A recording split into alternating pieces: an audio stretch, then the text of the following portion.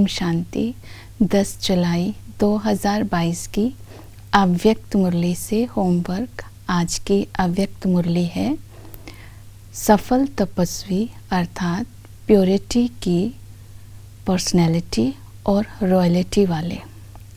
आज की मुरली से हम लक्ष्य लेंगे मन वचन कर्म पवित्र बनना है। अपवित्रता का नाम निशान ना हो, इसे कहते हैं संपन्नता की मूर्त अर्थात संपन्न तपस्वी।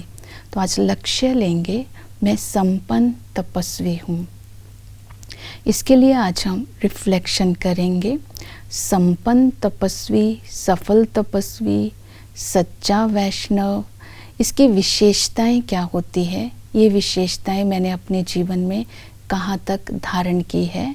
जो सफल तपस्वी है, संपन्न तपस्वी है, वो सदा ही लगन में मगन रहता है और वो किसी भी चीज़ को वेस्ट नहीं करता है, सदा ही सेवा में बिजी रहता है और उसके अंदर वो लगाव मुक्त होता है और कर्म इंद्रिय जीत होता है। तो ये विशेषताएं अपने अंदर चेक करेंगे। जो सफल तपस्वी है वो सदा ही लगन में मगन, एक लक्ष्य उसकी बुद्धि में रहता है और उमंग उत्साह में रहता है। प्योरिटी की पर्सनैलिटी और रॉयल्टी उसके चेहरे और चलन से अर्थात सूरत और सीरत से स्पष्ट दिखाई देती है।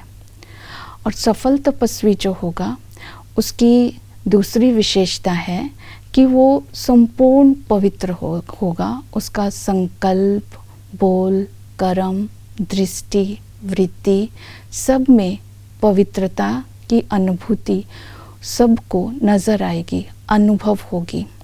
इतनी संपूर्ण पवित्रता उसके अंदर होगी कि संकल्प में भी विकार टच नहीं करेगा और वो किसी भी प्रकार की बुराई को अपने जीवन में धारण नहीं करेगा।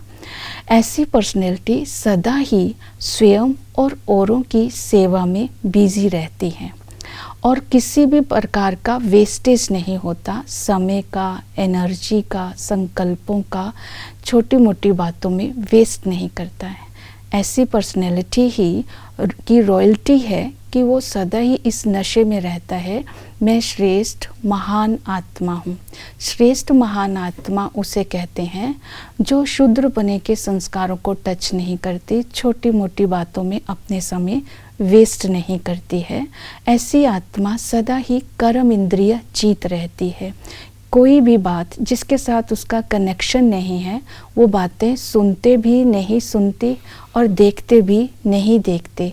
इस तरह अपनी कर्म इंद्रियों को, मन बुद्धि को सदा ही सेवा में बिजी रखते हैं, कभी भी इस एनर्जी को गवाते नहीं हैं और अव्यक्त मिलन, अव्यक्त स्थिति से अव्यक्त मिलन में सदा ही बिजी रहते हैं।